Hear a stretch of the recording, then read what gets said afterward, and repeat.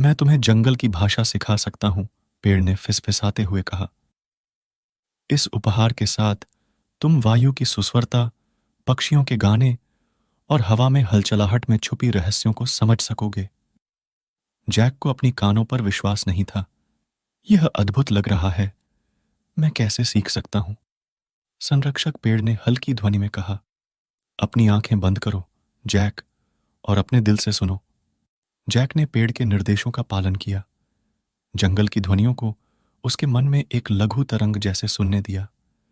उसने गिलहरियों की खुशमिजाज बातचीत गहरे गहरे शानदार बाज के अंदर भेजे के दूर के आवाज और वायु में रोमांचक के दलदल की तरह छुपी रहस्यों को सुना। धीरे धीरे उसे प्राकृतिक विश्व की भाषा समझने लगी। जैक ने पेड़ के निर्देशों का पालन किया। जंगल की ध्वनियों को उसके मन में एक लघु तरंग जैसे सुनने दिया। उसने गिलहरियों की खुशमिजाज बातचीत गहरे गहरे शानदार बाज के अंदर भेजे कि दूर के आवाज और हवा में हलचलाहट में छुपी रहस्यों को सुना। धीरे धीरे उसे प्राकृतिक विश्व की भाषा समझने लगी। जब जैक अपनी आंखें खोली तो उसे अपने आसपास की दुनिया से गहरा संबंध महसूस हो रहा था। धन्यवाद, संरक्षक पेड़, उसने हर्षित भाव से कहा। मैं इस उपहार को हमेशा के लिए सम्मानित करूंगा। पेड़ की शाखाएं एक खुशी के नीरव नृत्य में हिलीं। याद रखो जैक, बड़ी जानकारी के साथ बड़ी जिम्मेदारी आती है। इस उपहार का उपयोग करके जंगल की सुंदरता का संरक्षण और सम्मान करो। उस दिन से जैक ने अपने दिनों का समय जंगल के अन्वेषण में बिताने लगा और उसे एक नई समझ के साथ।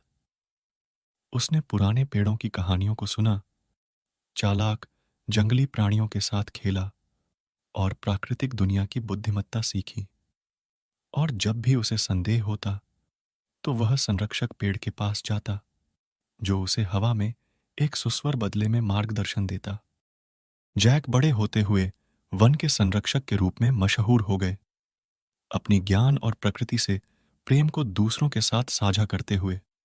और जबकि कई साल बीत गए, टिमी कभी नहीं भूला उस जादुई दिन को जब उसने वह बोलने वाले पेड़ से मिला जिसने उसके जीवन को हमेशा के लिए बदल दिया।